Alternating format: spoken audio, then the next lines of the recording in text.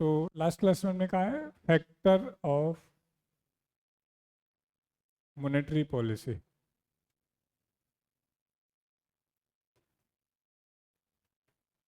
मौद्रिक नीति के कारक।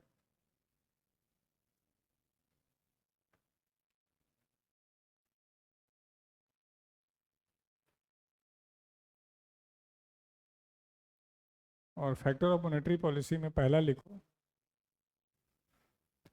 अब मॉनेटरी पॉलिसी कैसे कैसे काम करती है, तो उसमें एक पहला है, पहला फैक्टर कौन सा है? Bank rate. तो पहला हेडिंग डालो, बैंक दर।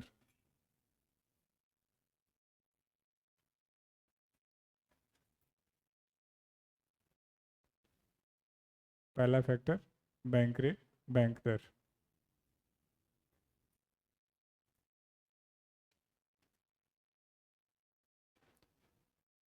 तो हमने लास्ट क्लासेस में आपको सिखाया है कि देश में नोट छापने की जिम्मेदारी किसकी है?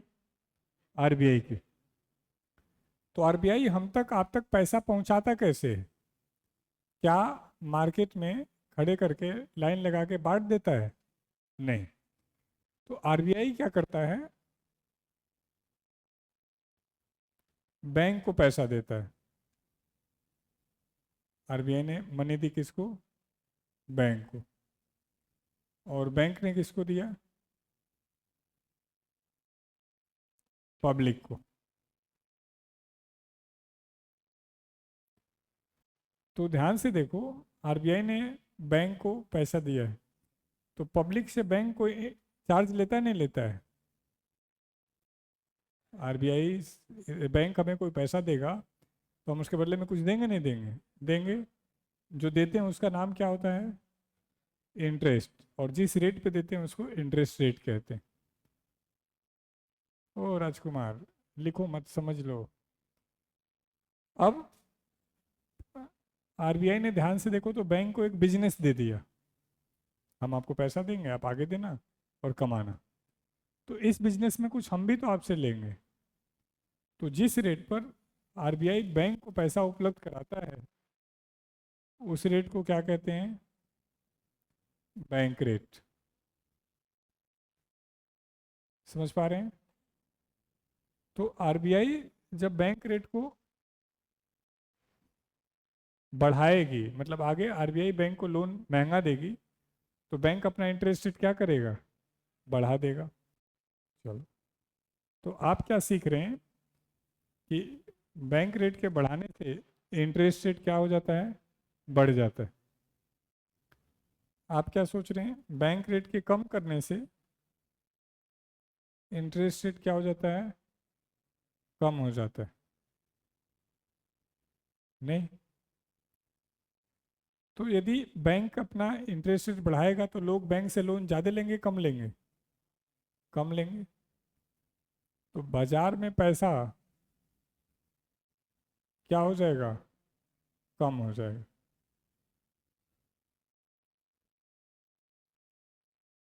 तो ध्यान से देखो, हमने सीखा था कि मॉनेटरी पॉलिसी का मतलब क्या होता है। तो क्या मतलब था? बाजार में मुद्रा के आपूर्ति को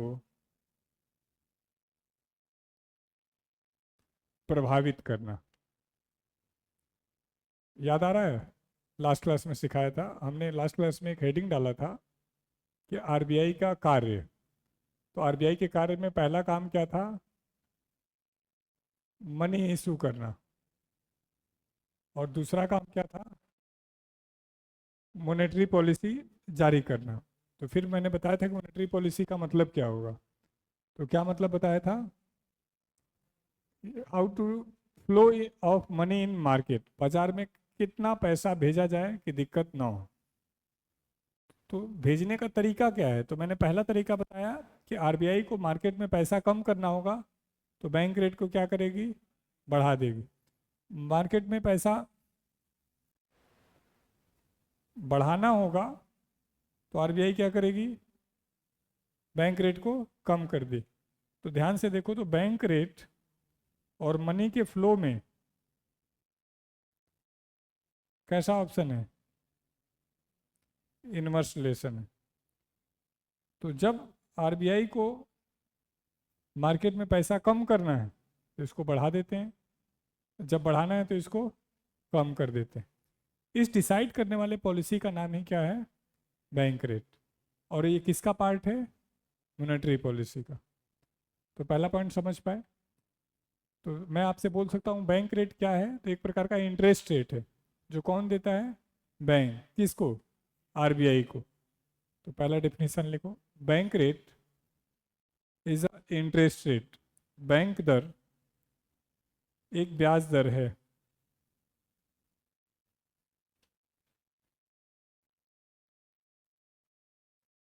बैंक रेट इज अ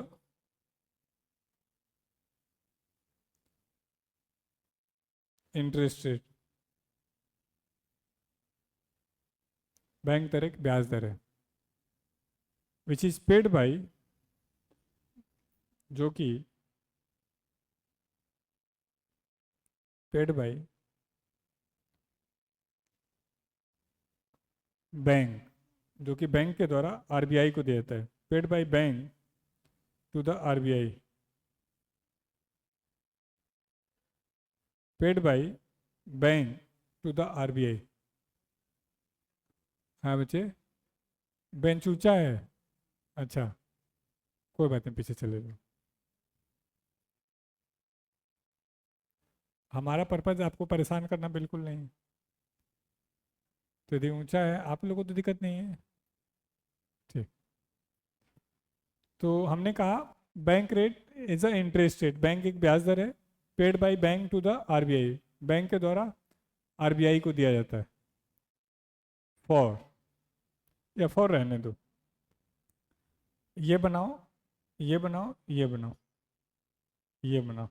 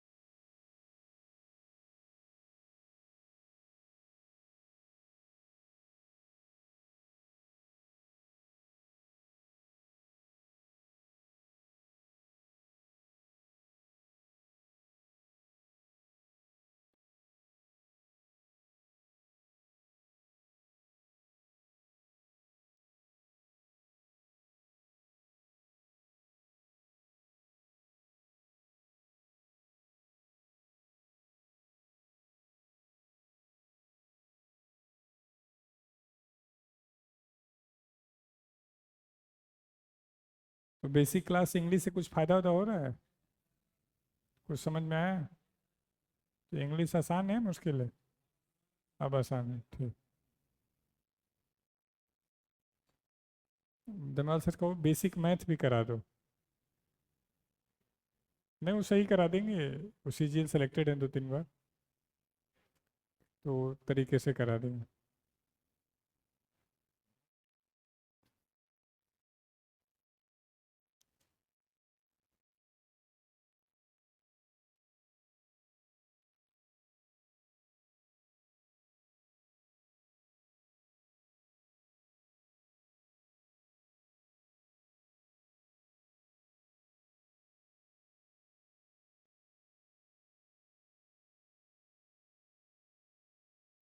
ठीक है, प्रेजेंट बैंक रेट इज, वर्तमान बैंक दर,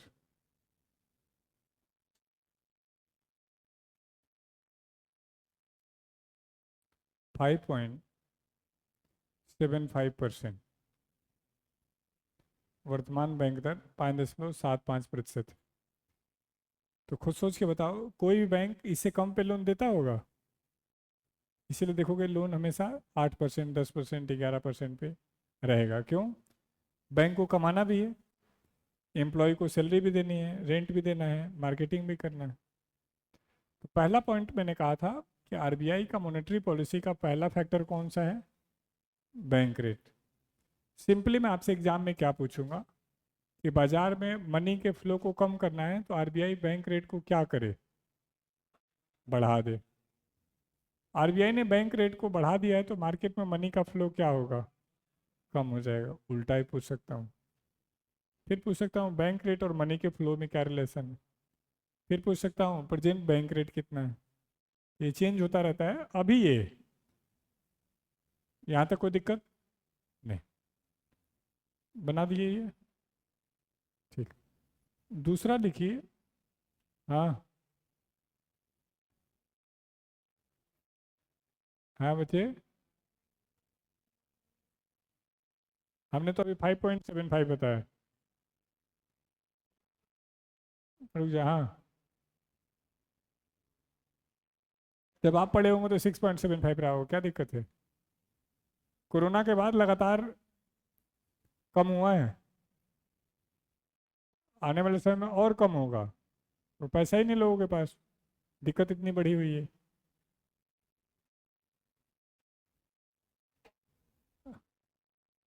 ये बड़ा फैक्टर नहीं है कि आपने तब क्या पढ़ा था।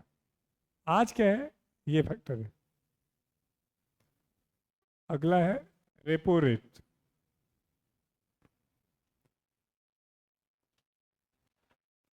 ऐसा तो नहीं करंट में पढ़ा हो, मैं पुराना बता रहा हूँ। हाँ, 3 महीने पहले पढ़ा था। कोई बात नहीं, 4-5 महीने में बहुत कुछ चेंज हो जाता है। ठीक। हाँ। हाँ, मॉनेटरी पॉलिसी कितने दिन पे आती है? रेट नहीं करना, बता बच्चे। 3 महीने यही लिखा है, तो फिर क्या फायदा? हमने कहा था कि हर 2 महीने पर मॉनेटरी पॉलिसी आती है। 2 महीने बाद हम चेक करेंगे कि मार्केट में पैसा ज़्यादा है क्या, तो इसको बढ़ा देंगे। मार्केट में पैसा कम है क्या, तो इसको कम कर देंगे। पता चला कि जैसा है वैसा ही है तो कोई चेंज नहीं करेंगे। आपके नंबर कितने आ रहे हैं टेस्ट में? कितने आए? 94। अब आपको नंबर बढ़ाना है तो आपको क्या करना चाहिए? आपको घटाना है तो क्या करना चाहिए? और आपको लग रहा है कि ठीक है तो क्या करना चाहिए? जैसे चल रहा है चलने देना चाहिए। तो कितने दिन में चेंज करेंगे इसको? नहीं नहीं नहीं, ये आप वीकली बेस पर चेक करेंगे कि मुझे चेंज करना है नहीं करना है। तो वही आरबीआई करती है कि 2 महीने पे चेक करती है कि जरूरत है क्या, तो चेंज कर लेते हैं। हैं? कैसे चेक करती है? ये भी एक पॉइंट है। कोई बात नहीं।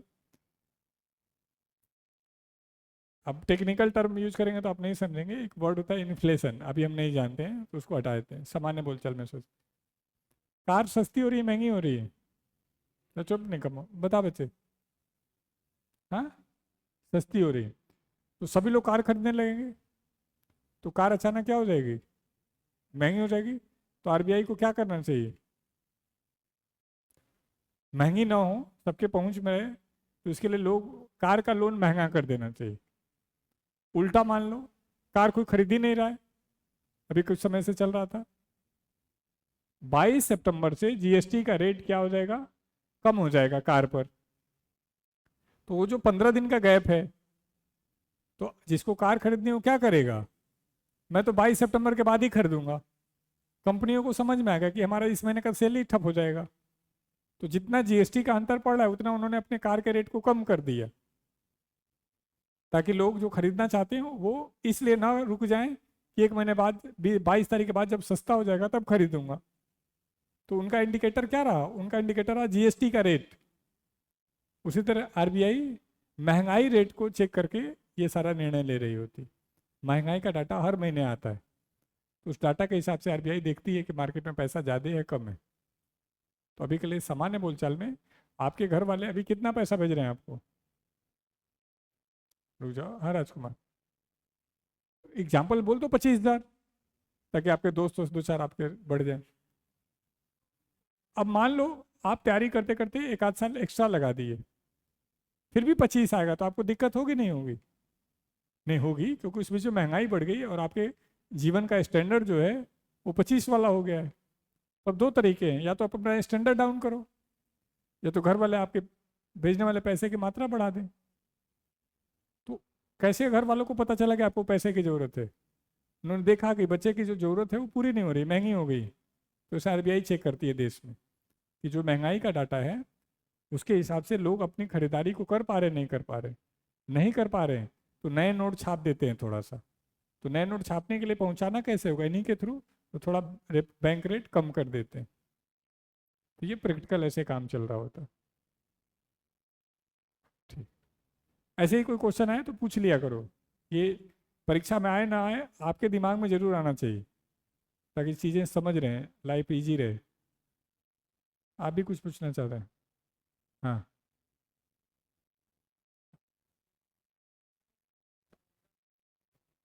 हाँ। हाँ बताओ भाइयों, ये लग रहा है नया ज्वाइन किए हैं क्या? हाँ वही, आप हर क्लास में रहे मेरे? हैं? फिर नींद नहीं पूरी कर रहे हैं आप, लोड ले रहे हैं आप। ये प्रश्न पहले भी जवाब दिया जा चुका है कि बैंक, आरबीआई नोट छाप के अपनी जरूरतों को पूरा क्यों नहीं कर लेता है। फिर मैंने जिम्बाब्वे का एग्जाम्पल दिया था, फिर मैंने एक पेन का एग्जाम्पल दिया था कि पैसा प्रॉब्लम नहीं है, वस्तु का ना होना प्रॉब्लम है। तो वस्तु बनाई जाए, पैसा दे देंगे तो प्रॉब्लम सॉल्व ही नहीं होगा। क्योंकि आप नोट छाप के लोन चुका देंगे तो रुपए तो मार्केट में ज़्यादा हो गया, तो रुपए की वैल्यू ऐसे डाउन हो जाएगी, तो आपके लिए और प्रॉब्लम हो जाएगी। देश में बेरोजगारी है, लोगों को जॉब मिल रहा है? नहीं। लेकिन चौक पे कुछ लोग जाके खड़े हो रहे हैं कि मुझे कम पैसे में भी ले लो, लेकिन लोग लेके नहीं जा रहे हैं। आप कह रहे हैं मुझे खाने खाने पे ले जाओ, कह जी नहीं ले जाएंगे। आप कह जी वैसे ले जाओ, हाँ पानी पिला देना। तो मीनिंग क्या है? आप अपना रेट डाउन करके किसी की डिमांड नहीं पूरी कर सकते, आप अपनी एबिलिटी बढ़ा करके अपनी डिमांड बढ़ा सकते हैं। तो आप वही कह रहे हैं कि नया नोट छाप लो, तो नया नोट छाप के आप अपनी करेंसी की वैल्यू डिग्रेड कर रहे हैं, तो उससे सोल्यूशन होगा नहीं, सोल्यूशन बढ़ेगा, प्रॉब्लम बढ़ेगा। हम पागल हैं दिन रात एक करके पढ़ाई कर रहे हैं? हम भी तो चौक पे खड़े हो सकते थे। तो हमने देखा कि नहीं, खड़े होने से जॉब नहीं मिलेगी, मांगने से नहीं मिलेगा, हमें अपने स्किल बढ़ाना होगा। फिर स्किल के लिए पता चला कि रीजनिंग भी पढ़ना पड़ेगा, मैथ भी पढ़ना पड़ेगा। तो आपने कहा ठीक है जी, 8-10 महीने मेहनत करके लाइफ को आसान करते हैं। तो आप उल्टा सोल्यूशन दे रहे हैं। अगला अगला फैक्टर लिखिए, रेपो रेट, रेपो दर।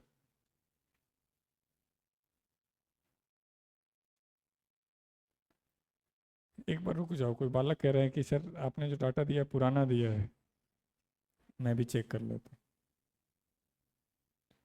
ऐसा कैसे हो सकता है?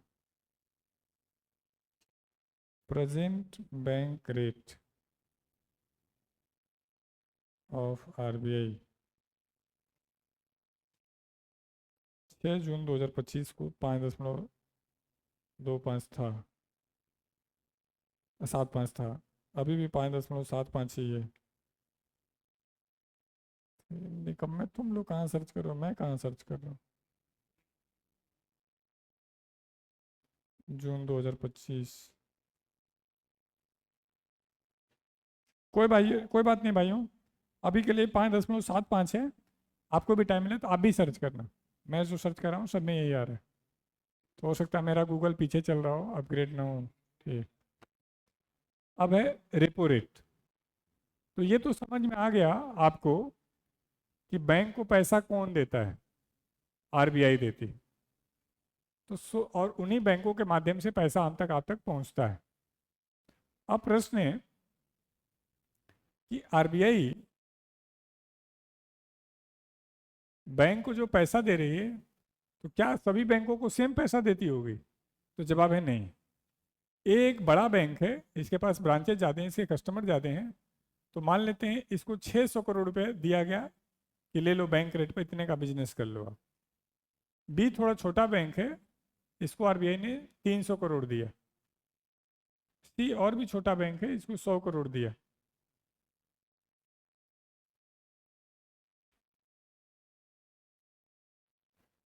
अब प्रश्न है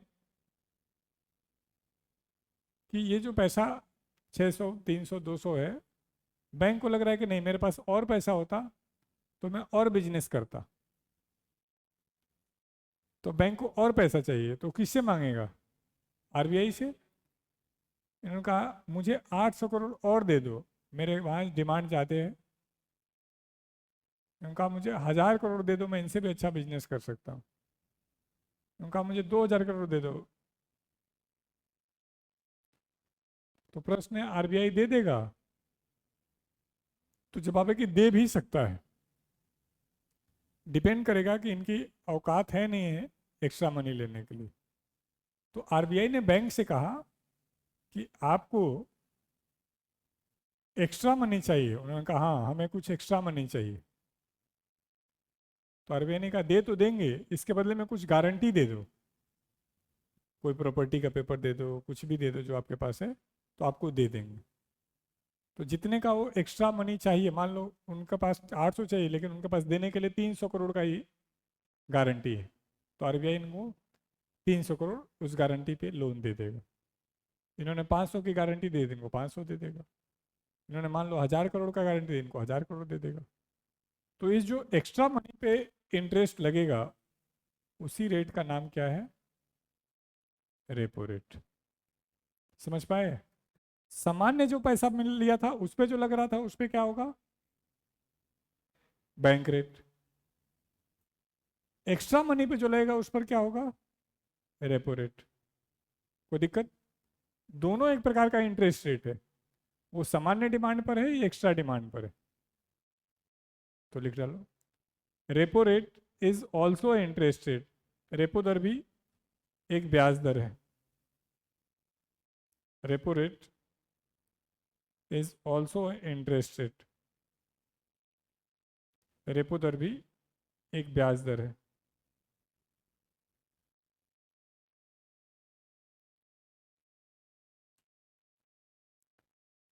कौन दे रहा है इसको? बैंक। नहीं नहीं, बैंक दे रहा है किसको? आरबीआई को। तो लिख लो, paid by bank,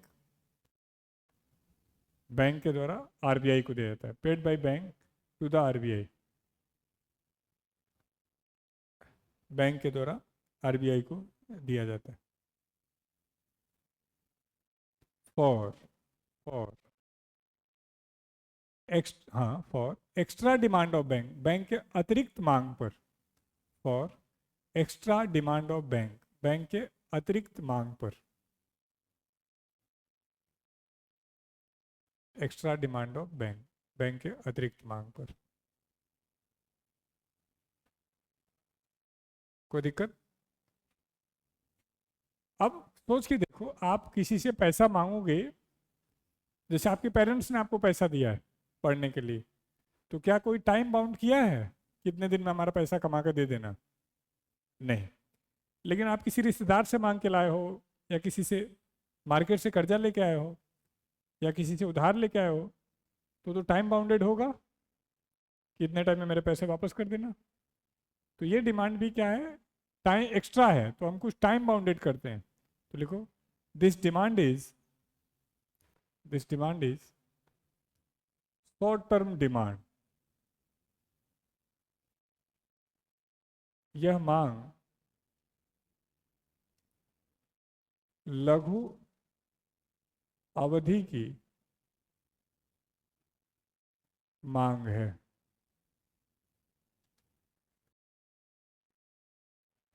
this demand is short term demand, यह मांग लघु अवधि की मांग है।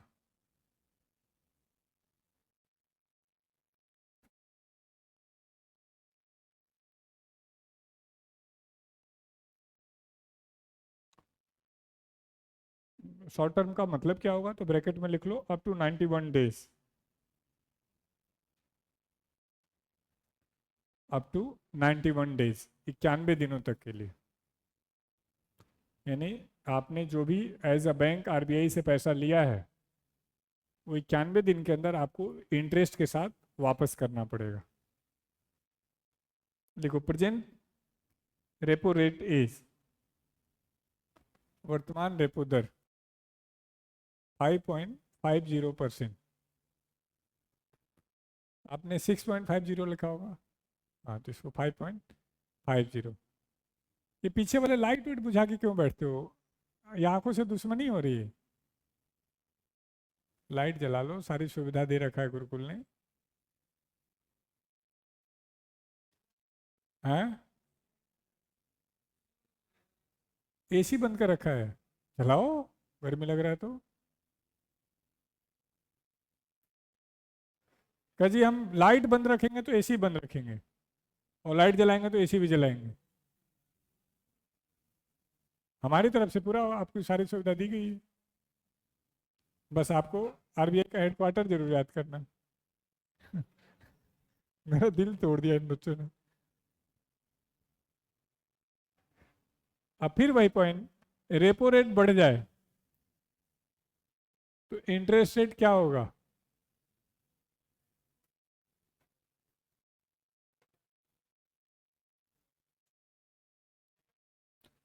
रेपो रेट बढ़ जाए तो इंटरेस्ट रेट बढ़ जाएगा। तो मार्केट में मनी का फ्लो, मुद्रा का प्रवाह क्या हो जाएगा? कम हो जाएगा। बल्कि मैं वैसे बता दे रहा हूँ, अभी आगे जो कुछ पढ़ाऊंगा, repo, reverse repo, CRR, SLR, PLR, base rate, MSF, कुछ भी सब इसी क्रम को फॉलो करेगा। सब इंटरेस्ट के साथ बढ़ेगा, मनी फ्लो के साथ कम होगा, उल्टा रिलेशन चलेगा। मतलब हम रेपो रेट को कम कर दें तो इंटरेस्ट रेट को क्या होगा? कम हो जाएगा। तो मार्केट में मनी का फ्लो बढ़ जाएगा। तो रेपो रेट और मनी के फ्लो में कैसा relation? Inverse relation.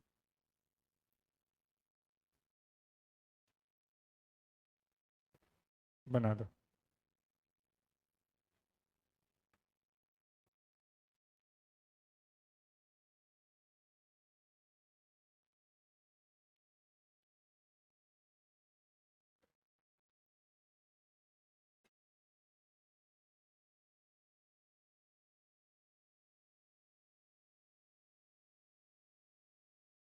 T shirt भी सेम पहना हुआ है तो फोटो में टी शर्ट भी यही है।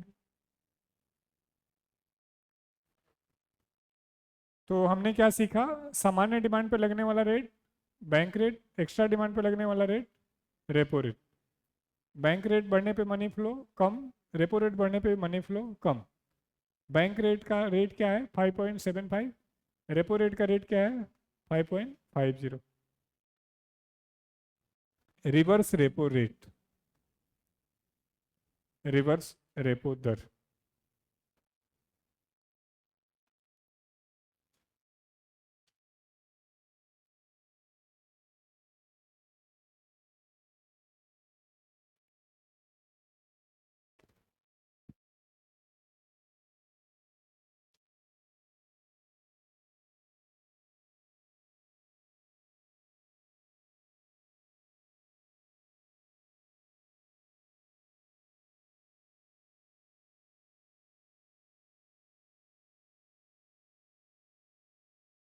ये क्या होता है?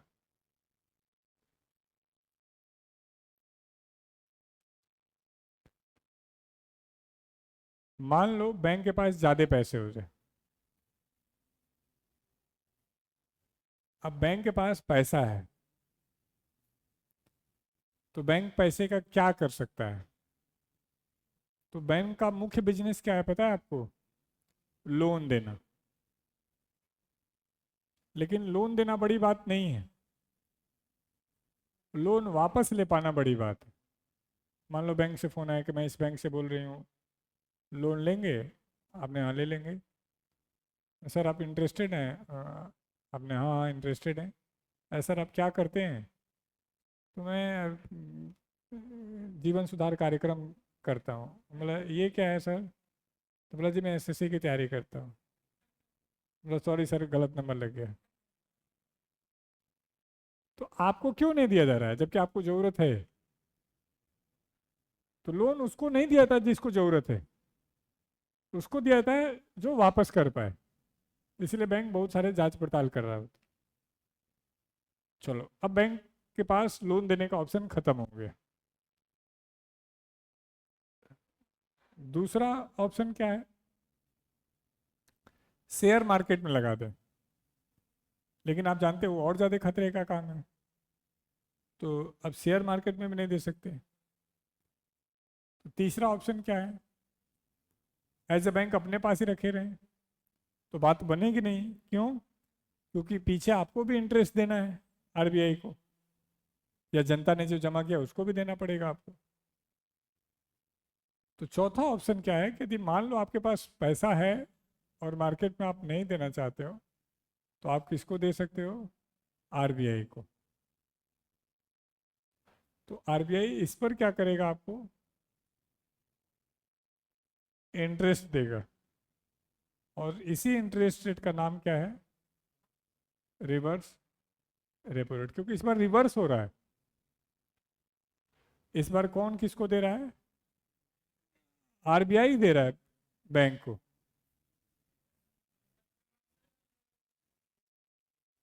इंटरेस्ट पूछ रहा हूँ। अभी तक इंटरेस्ट बैंक देता था आरबीआई। इस बार उल्टा हो रहा है, आरबीआई दे रहा है बैंक को। तो इसलिए हम क्या कर रहे हैं? रिवर्स, उल्टा। पैसा ये दे रहे हैं। तो दोनों आपका भी सही है हमारा भी सही है। हम इंटरेस्ट के पॉइंट व्यू से करें, आप पैसे के पॉइंट व्यू से। तो लिखो एक point, reverse repo rate is also interest rate. Reverse repo दर भी एक ब्याज दर है। Reverse repo rate is also interest rate.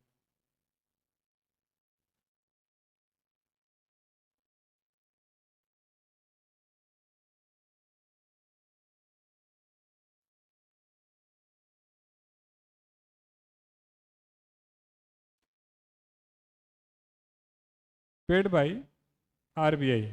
RBI के द्वारा दिया जाता है। Paid by RBI to the bank. RBI के द्वारा बैंक को दिया जाता है। फॉर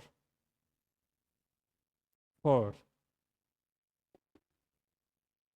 अच्छा है, सोच के बताओ, ये बैंक जो पैसा आरबीआई को दे रहा है, क्या बैंक का खुद का है? तो जवाब है नहीं, पब्लिक का है। और पब्लिक कभी भी आ सकती है मांगने के लिए। जैसे आपने जो 3,000 सिक्योरिटी दी है, वो हमारा है क्या? नहीं, वो आपका है। और आप जब जाएंगे तो हमें देना पड़ेगा। तो हम उसको सोचे कि मान लो ये 3,000 के बजाय 3 लाख होता। हम कहे नहीं, ऐसे नहीं, 1 साल बाद ही देंगे या 6 महीने बाद ही देंगे। तो ये गलत है। तो वैसे आरबीआई के पास जो बैंक ने पैसा दिया, वो बैंक का अपना नहीं, वो पब्लिक का है। तो पब्लिक कभी भी मांगने आ सकती है। ये जो डिपॉजिट करेगा आरबीआई बैंक के पास, ये डिपॉजिट भी कैसा डिपॉजिट होगा?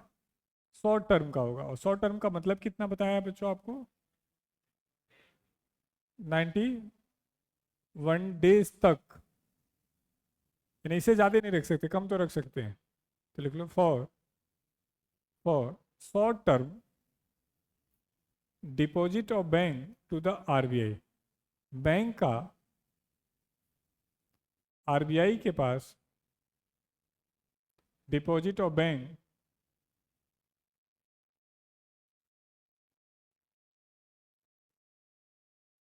Deposit of bank to the RBI. Bank का आरबीआई के पास लघु अवधि के जमा के बदले में, बैंक का आरबीआई के पास लघु अवधि के जमा के बदले में, for short term deposit of bank to the RBI. Bank के लघु अवधि के जमा के बदले में, short term deposit of bank to the RBI. कितने दिन? तो ब्रैकेट में लिख लो अप टू 91 डेज, 91 दिनों तक के लिए।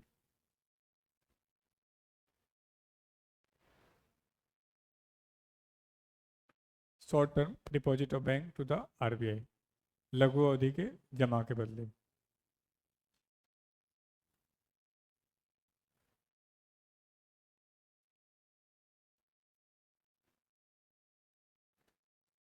अब देखो,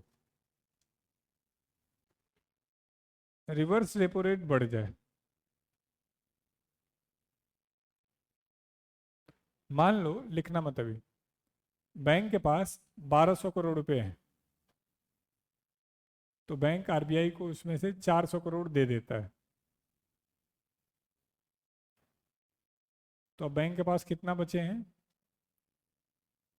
800 करोड़। 400 किसने को दे दिया? इसने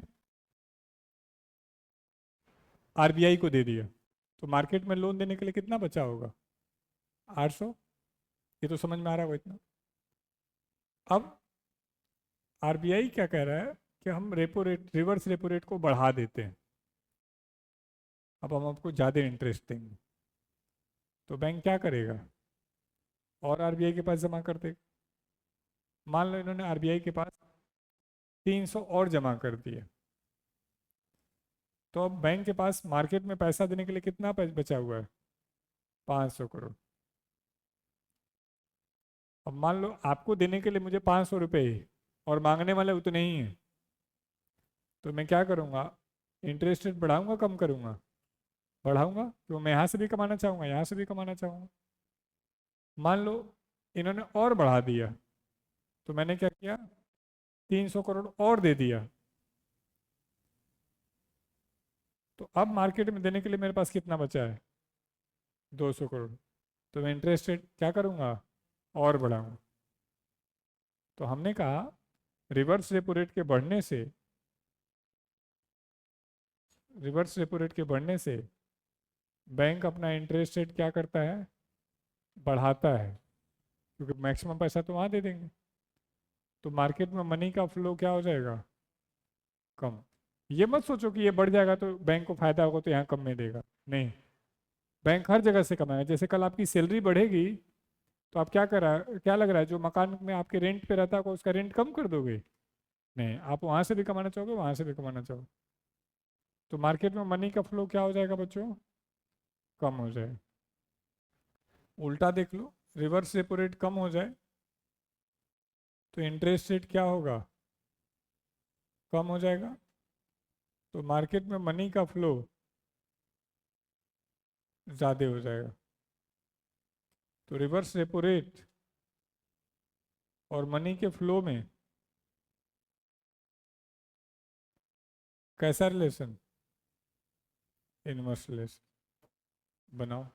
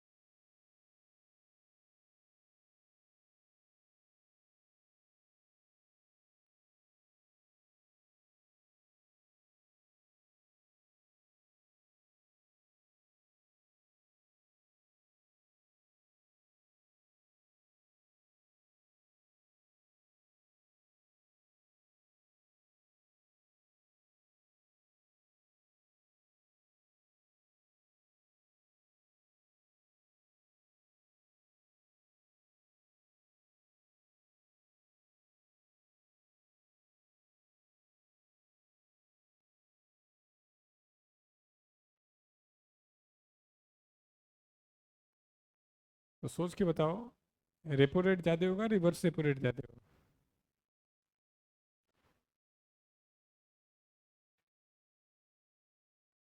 हाँ बच्चों,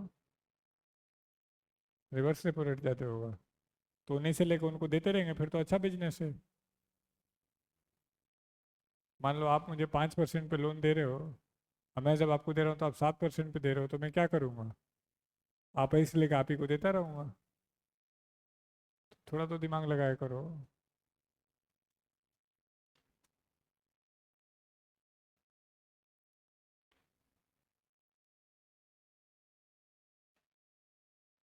Present reverse repo rate is 3.35%। वर्तमान रिवर्स रेपो दर 3.35% है।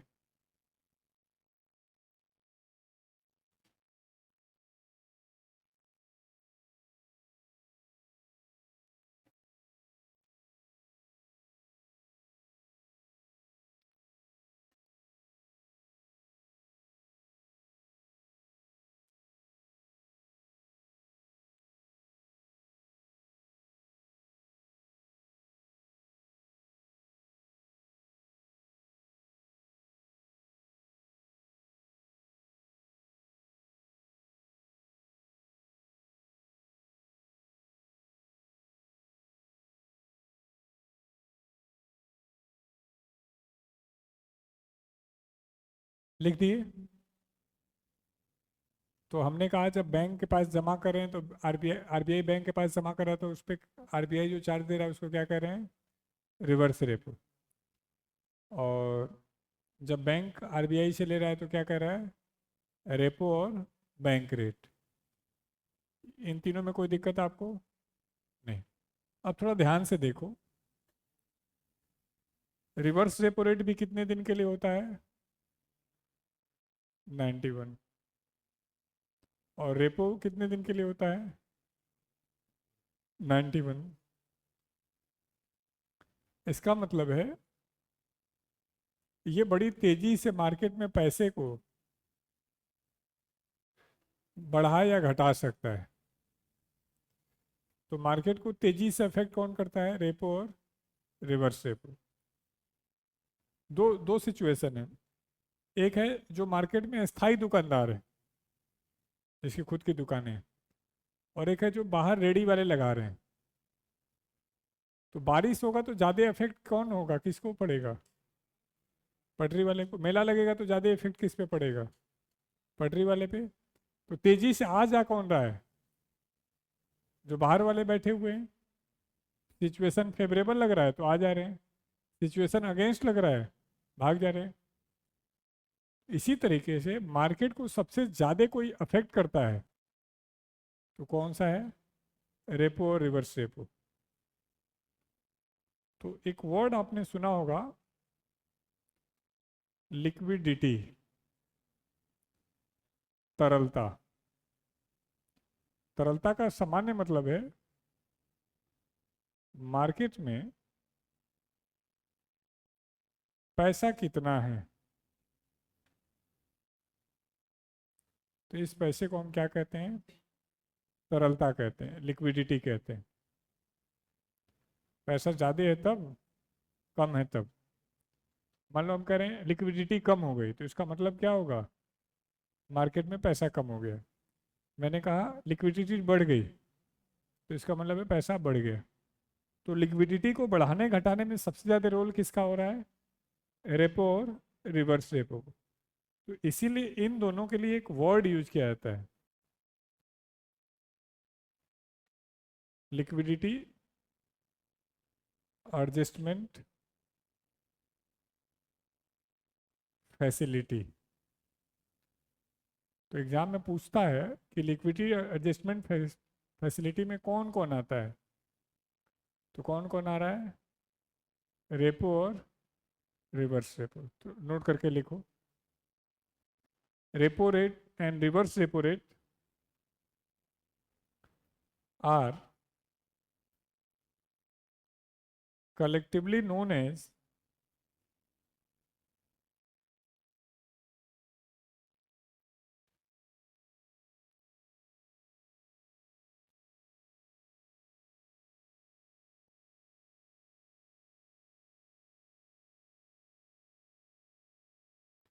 रेपो और reverse repo rate are collectively known as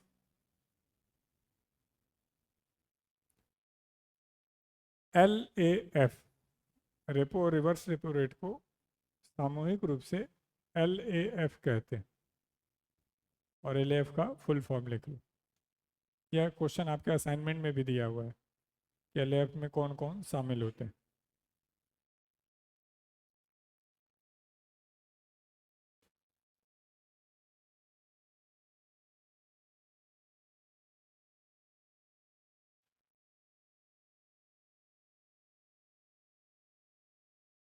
LF का फुल फॉर्म।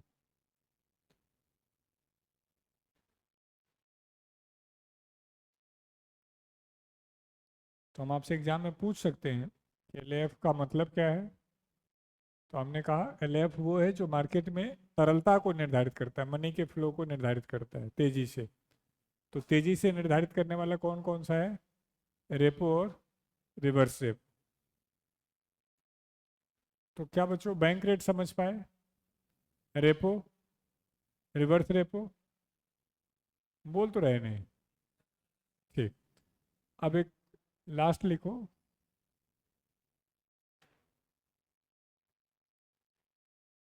MSF, मार्जिनल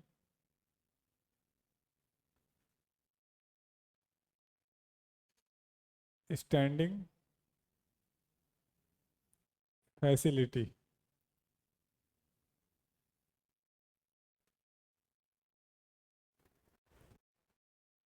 मान लो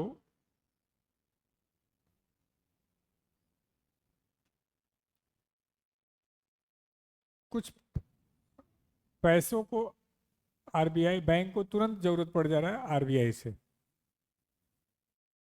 हमने कहा कुछ पैसे को बैंक को आरबीआई से एक दिन के लिए जरूरत पड़ रहा है। तो वैसी स्थिति में आरबीआई जब पैसा देगा बैंक को, तो उस पर जो इंटरेस्ट लगाएगा उस इंटरेस्ट का नाम क्या होगा? एमएसएफ। सिर्फ एक दिन के लिए। तो लिखो it is also interest rate, यह भी एक ब्याज दर है।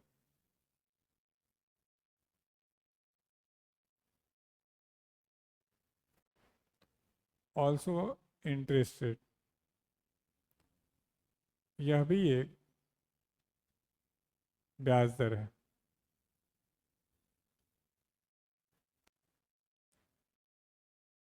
फॉर ओवरनाइट लोन, एक दिन के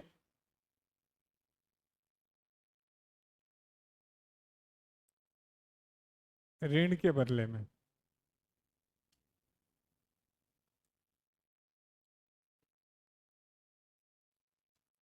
फॉर ओवरनाइट लोन, एक दिन के ऋण के बदले में।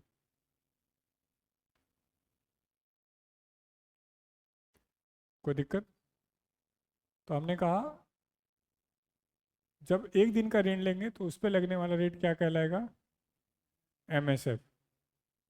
लिखो rate of MSF is, MSF की दर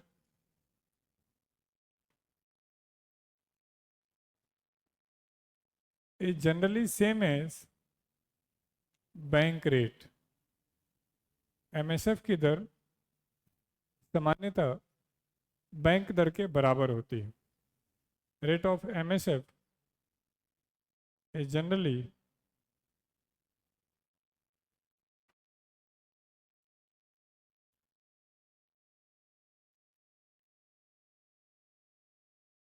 rate of MSF is same as bank rate. MSF की दर बैंक दर के बराबर होती है। एमएसएफ की दर बैंक दर के बराबर होती है। तो कितना है बैंक दर? तो लिख लो प्रेजेंट एमएसएफ रेट इज 5.75%, 5.75%। अब आपके दिमाग में आना चाहिए कि क्या एक दिन में भी कोई बिजनेस होता है क्या? क्या बैंक एक दिन में लेके क्या करता है? तो आप देखते होंगे कई बार डॉलर एक एक दिन में कई कई रुपया महंगा हो जाता है। तो बैंक को समझ में आ गया कि यदि मैं 1 करोड़ रुपया उधार ले लेता हूँ और 2 रुपया भी महंगा हो रहा है, तो मैं कई लाख कमा सकता हूँ। 100 करोड़ ले लिया, 2 रुपये महंगा हो रहा, तब भी कई करोड़ कमा सकता हूँ। तो बैंक जनरली आरबीआई से एक दिन के लिए भी लोन ले लेते हैं। अब थोड़ा सा समराइज करते हैं, आपको समझ में आएगा हमने क्या सीखा। हमने सीखा कि यदि कोई बैंक आरबीआई से एक दिन के लिए लोन लेगा तो आरबीआई को क्या पे करेगा? एमएसएफ। यदि कोई बैंक आरबीआई से 91 दिनों के लिए लोन पे लेगा तो क्या पे करेगा? Repo rate. यदि कोई बैंक 91 दिनों तक के लिए आरबीआई के पास डिपॉजिट करेगा तो आरबीआई उसको क्या देगा? Reverse repo rate. और कोई बैंक आरबीआई से 364 दिनों तक के लिए पैसा लेगा तो उस पर क्या मिलेगा? सॉरी, क्या देना पड़ेगा? Bank rate. समझ पाए यहाँ तक? इन दोनों को मिला के हमने क्या कहा था? L A F. यदि ये समझ चुके हैं तो ऐसे लिख लीजिए। यानी आरबीआई कभी भी 1 साल से ज़्यादा के लिए बैंक को पैसा नहीं देता है बैंक रेट पर, 1 साल के अंदर वापस देना हो।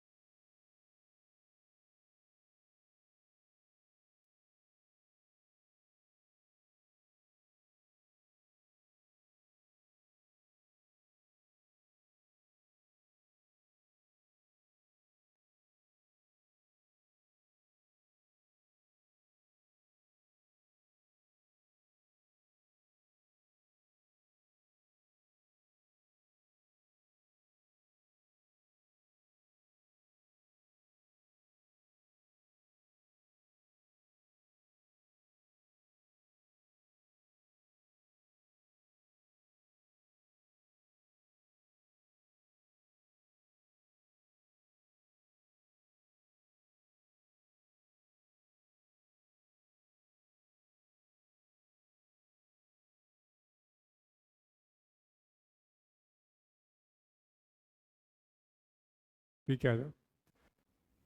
तो हमने बैंक रेट सीखा, रेपो रेट सीखा, reverse repo rate, MSF.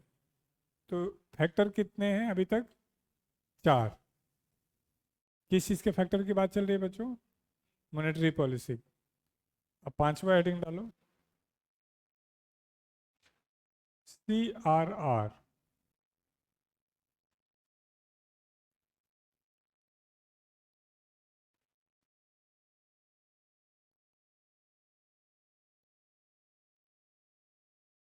Cash reserve ratio,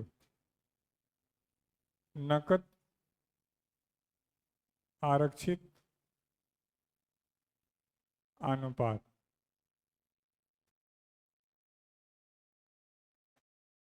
CRR, cash reserve ratio, नकद आरक्षित अनुपात।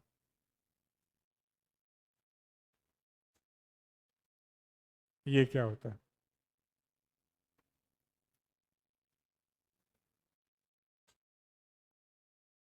ये तो हो गए जब आरबीआई सीधे पैसा बढ़ा रहा है घटा रहा है।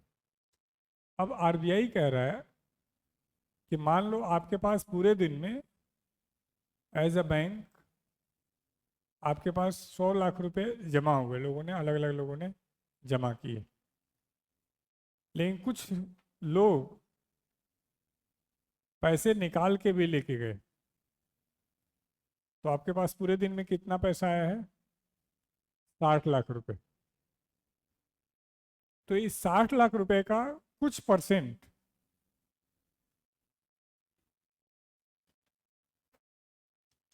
आपको हमें देना पड़ेगा एज अ आरबीआई। किस रूप में? कैश के रूप में। और ये जो पैसा आप हमें दोगे, इसी पैसे का नाम क्या होगा? CRR। तो बैंकों ने पूछा कि जो पैसा हम आपको दे रहे हैं, ये हम आपको दे तो रहे हैं, आप हमें वापस कब करोगे?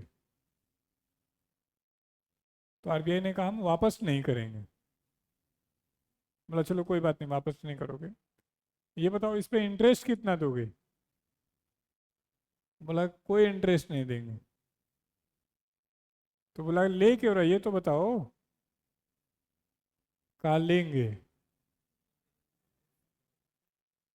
तो बहुत विरोध हुआ। एसबीआई के चेयरमैन थे 2010 में, प्रदीप चौधरी। उनका कोई लॉजिक तो बताओ, क्यों ले रहे हो, हमें दिक्कत नहीं है, हम देने के लिए रेडी हैं, लेकिन हमारे पास लॉजिक होना चाहिए किस बात के लिए ले रहे हैं। क्योंकि ये पैसा जो आया है उसका कुछ परसेंट आप क्यों लोगे। तो आरबीआई ने कहा कि कल होकर के जब आप बैंक करप्ट हो जाओगे, किसी कारण से दिक्कत में आ जाओगे, तो इसी पैसे से हम आपकी मदद करेंगे। यानी एक प्रकार का बैंकों के लिए क्या हो गया, इंश्योरेंस चार्ज हो गया। जैसे आप कमाते हैं तो कुछ पैसा आपने सेफ्टी के लिए इंश्योरेंस कंपनी को देते हैं कि कल मुझे दिक्कत हो जाएगी तो आप मेरी मदद कर दीजिएगा। तो क्या वो बैंक इंश्योरेंस कंपनी वापस करता है आपको? जब मर जाएंगे तभी देगा। वो भी टाइम होता है कि इतने साल में मर गए तो देंगे, अदरवाइज नहीं देंगे। नेचुरल डेथ हुआ तो देंगे, अदरवाइज नहीं देंगे। सुसाइड करेंगे तो नहीं देंगे, किसी ने मर्डर किया तो नहीं देंगे। कई कैटेगरी होती। तुम लोग जीवन में यही समस्या है ना निकम्मो।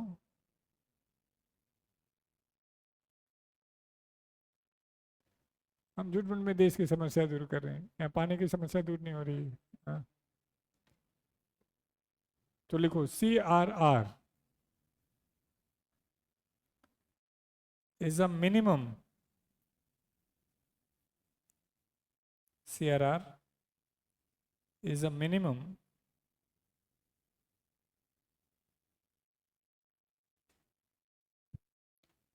Daily deposit of bank. CRR bank का आरबीआई के पास आरक्षित, बैंक का आरबीआई के पास आरक्षित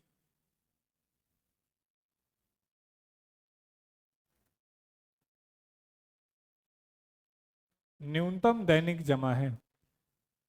minimum daily deposit of bank to the RBI. Minimum daily deposit of bank to the RBI. Bank का आरबीआई के पास आरक्षित न्यूनतम दैनिक जमा है। Minimum daily deposit of bank to the RBI. It is depends upon, it depends upon daily transaction of bank, या bank के दैनिक लेन देन पर निर्भर करता है।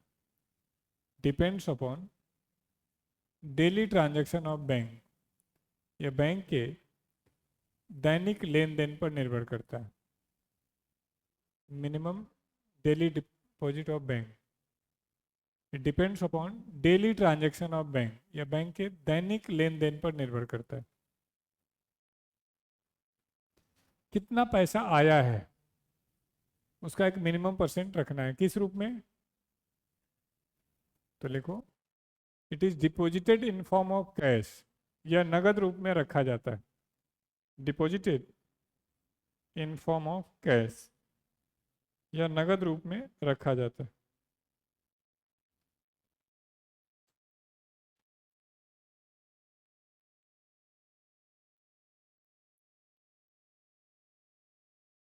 Present CRR rate is 4%। वर्तमान में CRR की दर 4% है। Present CRR rate is 4%। वर्तमान में CRR की दर 4%। Present CRR rate is 4%।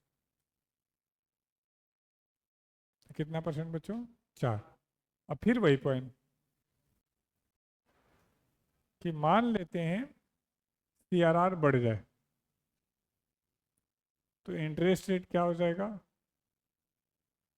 बढ़ जाएगा। तो मार्केट में मनी का फ्लो क्या हो जाएगा?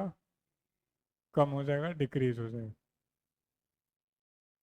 उल्टा है, यदि CRR कम हो जाए तो इंटरेस्ट रेट क्या हो जाएगा? कम हो जाएगा। तो मार्केट में मनी का फ्लो इंक्रीज हो जाएगा। तो CRR और मनी फ्लो में कैसा रिलेशन बच्चों? Opposite relation.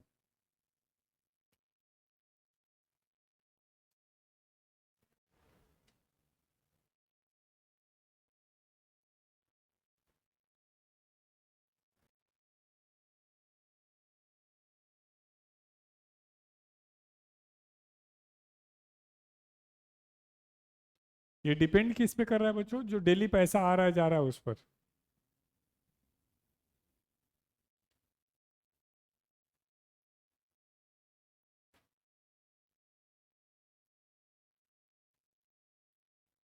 बना दिए।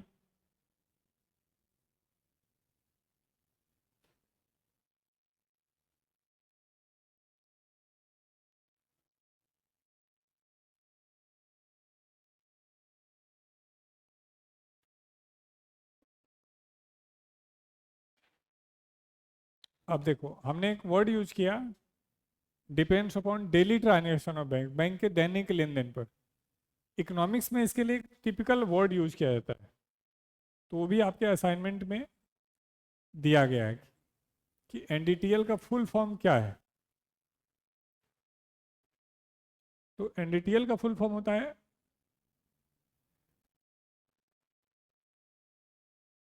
Net demand and time liabilities.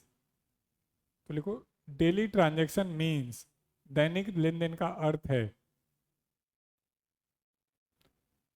Note करके वहीं पर, डेली ट्रांजैक्शन मींस दैनिक लेन देन का अर्थ है एनडीटीएल, अर्थ है एनडीटीएल। ये एनडीटीएल लिखना है और फिर एनडीटीएल का फुल फॉर्म, हिंदी वाले भी फुल फॉर्म इंग्लिश में लिखना।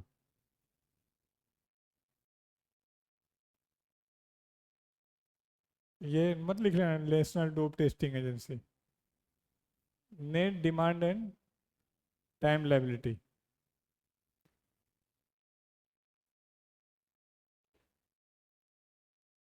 अरे एक निकम में यही एनडीटीएल, डेली ट्रांजैक्शन मीन्स बता नहीं दिया एनडीटीएल।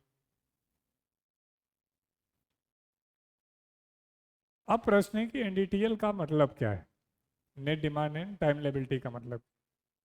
वो तो सामान्य बोलचाल में मैंने दिखाया कि 100 लाख आया, 40 लाख लोग ले गए, 60 लाख बच गए। तो जब बैंक में पैसा जमा करते हैं तो हम दो तरीके का पैसा जमा करते हैं। एक को हम कहते हैं डिमांड डिपॉजिट, जिसको हम जब चाहें तब निकाल लें। जैसे आप अपने बैंक में पैसा रखते हो तो कोई रोक टोक है कि इतने दिन बाद ही निकालोगे? नहीं। और एक होता है फिक्स डिपॉजिट। तो इन्होंने कहा जितना पैसा आया है आपके पास पूरे दिन में, 100 लाख में से 40 लाख लोग लेके गए, 60 लाख चाहे किसी भी रूप में आए, फिक्स डिपॉजिट के रूप में आए, डिमांड डिपॉजिट के रूप में आए, आपको उसका एक मिनिमम परसेंट हमको देना होगा। उस मिनिमम परसेंट का मतलब ही क्या है बच्चों? CRR। कोई दिक्कत? और देना किस रूप में होगा? कैश के रूप में। नेक्स्ट वर्ड लिखो SLR।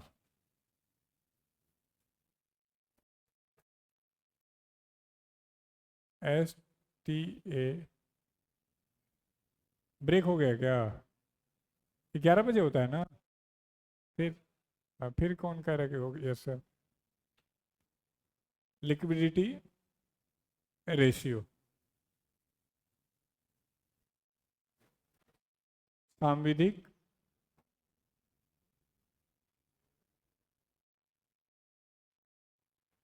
तरलता अनुपात।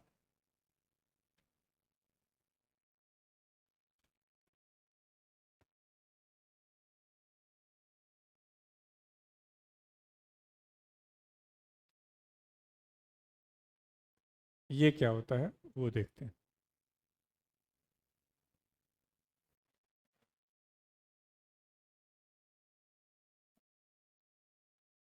मान लो हमने कहा कि 100 लाख रुपए आपके पास आया, 40 लाख लोग लेके चले गए, जो 60 लाख बचा, उस 60 लाख को हम क्या कह रहे हैं बच्चों?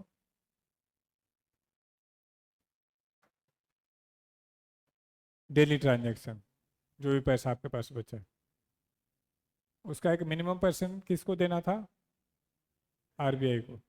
ये करें कि नहीं, उसमें से कुछ पैसा आप अपने पास भी रखो, सब पैसा आप मार्केट में मत लगाओ। तो बैंकों ने कहा कि जो पहले आप हमसे रखवा रहे थे हमारे पास, उसको तो आप सीआरआर कह रहे थे, और ये किस लिए रखवा रहे थे बच्चों? एक प्रकार से हमें प्रोटेक्ट करने के लिए। ये जो रखवा रहे हो, ये किस लिए रखवा रहे हो? ऐसा करो, हम बिजनेस ही नहीं करेंगे। क्यों?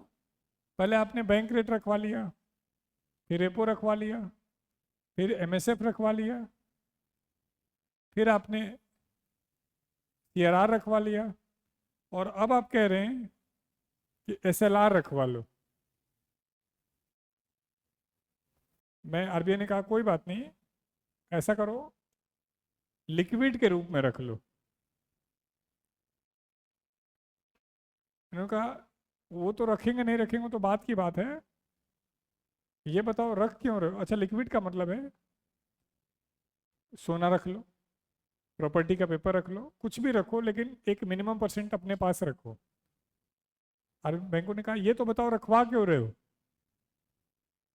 तो उन्होंने कहा कि मान लो आपके पास कोई व्यक्ति है जिसने 200 करोड़ रुपए जमा कर दिया, कहा कि 6 महीने बाद ले जाऊंगा, लेकिन मान लो उसको 6 दिन बाद ही जरूरत पड़ गई और आपसे आके पैसा मांग रहा है कि मेरे पैसे दे दो।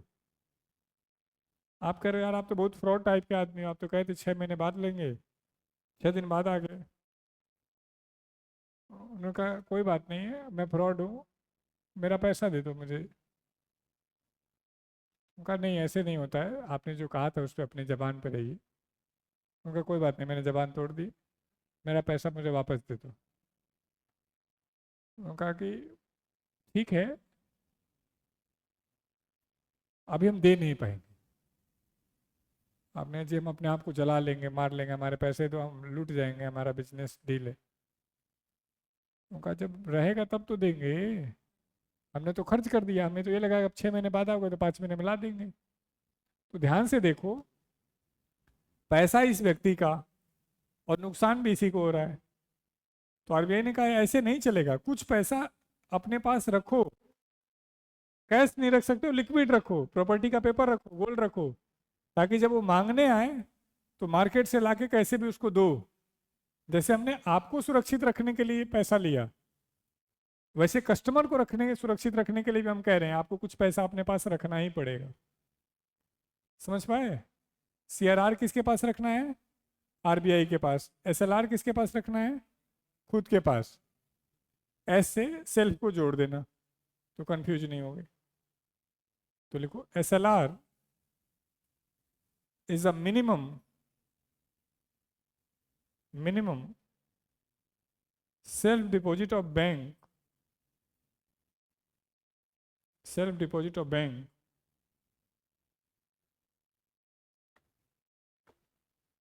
एसएलआर स्वयं के पास आरक्षित न्यूनतम दैनिक जमा है। Minimum self deposit of bank to the RBI, sorry, to their own account, to their own account, स्वयं के पास आरक्षित दैनिक जमा है। Minimum self deposit of bank to their own account, स्वयं के पास आरक्षित दैनिक जमा है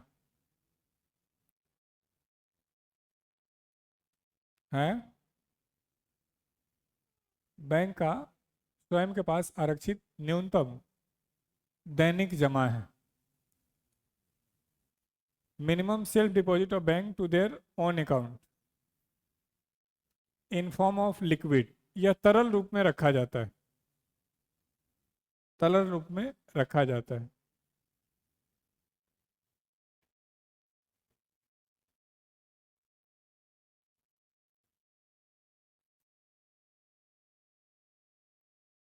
it is also depends upon NDTL, यह भी एनडीटीएल पर निर्भर करता है। ऑल्सो डिपेंड्स अपॉन एनडीटीएल, यह भी एनडीटीएल पर निर्भर करता है।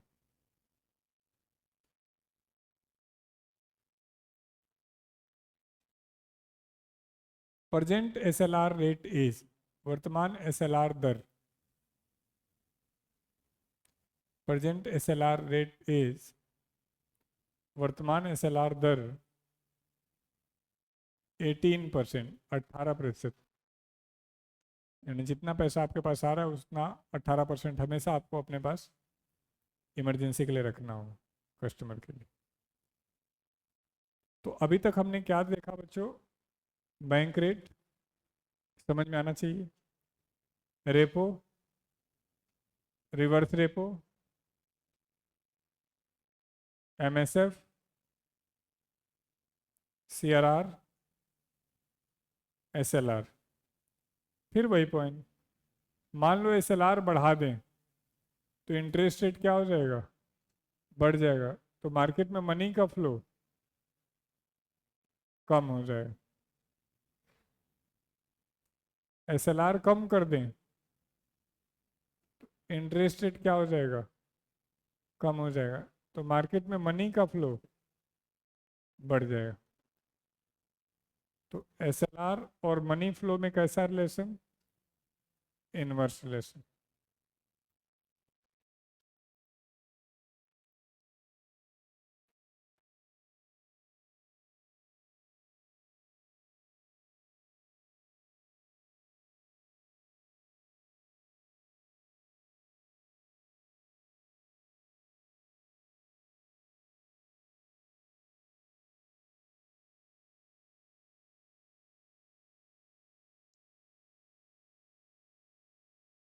असाइनमेंट लाए हैं सभी लोग? तो एक बार कुछ क्वेश्चंस देख लेते हैं जो पढ़ा है उसमें से, ताकि आपको समझ में आए हमने क्या सीखा है। ये तो आपके पास 100 ही क्वेश्चन है, 203 क्वेश्चन होने चाहिए। 203 है ना? हाँ 200। इनके पास 100 है, क्यों भाई?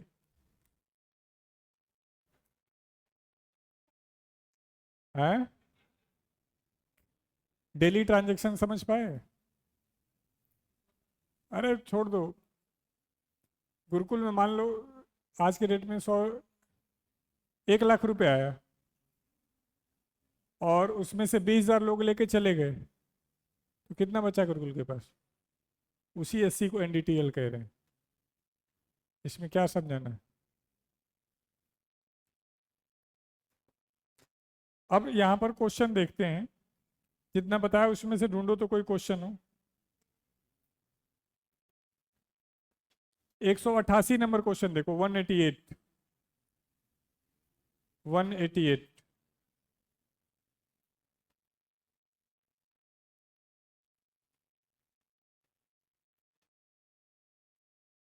क्या 188 हो जा रहा है आपसे?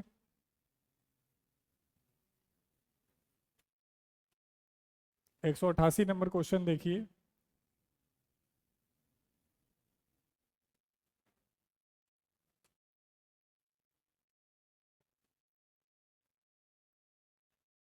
अरे आपका हो जा रहा है, बाकी लोग तो पहुंच ही नहीं पाए। आपका असाइनमेंट कहाँ है? हैं? और आपका? जाओ ऑफिस में जाओ, फाइन लगवाओ, निकम में क्यों रह गया? आगे से रहेगा तो पक्का फाइन लगाऊंगा। और किसके पास नहीं है? तुम लोग बढ़िया कर रहे हैं यार। क्यों नहीं है आपके पास? हाँ? अरे न्यू फीस तो दे दिया, तो ले लेना। आप आपके पास क्यों नहीं है? ठीक अभी ले लेना। क्या 188 हो गया? 189 देखो। बैंक रे के इक्वल कौन होता है? अभी सीखा था, बैंक रेट के इक्वल एमएसएफ होता है। बताया था ना, rate of MSF is same as bank rate. MSF की दर बैंक दर के बराबर होती है। उसी क्वेश्चन को उन्होंने उल्टा करके पूछ लिया।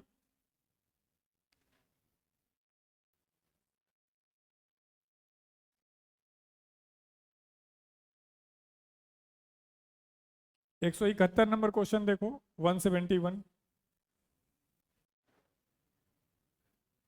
171, 171 हो जा रहा है। एक ही बार में हो जा रहा है, सबका हो जा रहा है। एक दिन के लिए जो पैसा लेते हैं उस पे क्या लगता है? एमएसएफ।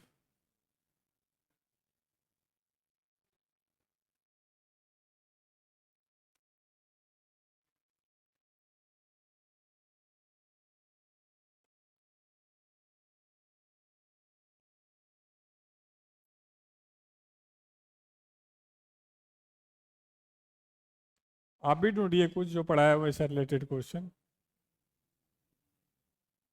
129 नंबर क्वेश्चन देखिए। 129।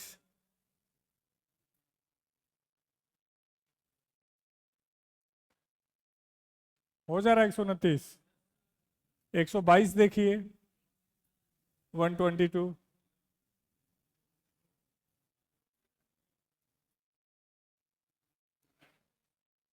122 हो गया। 131 देखिए। 131।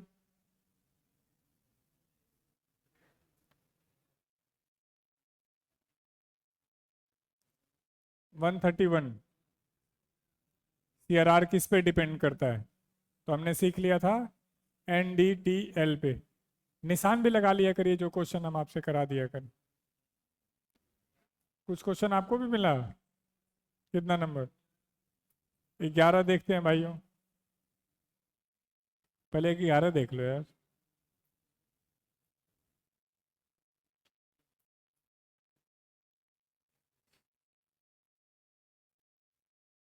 अभी वैसे हुआ तो नहीं लेकिन चलो ठीक है। 11। इसके अलावा 176। 176।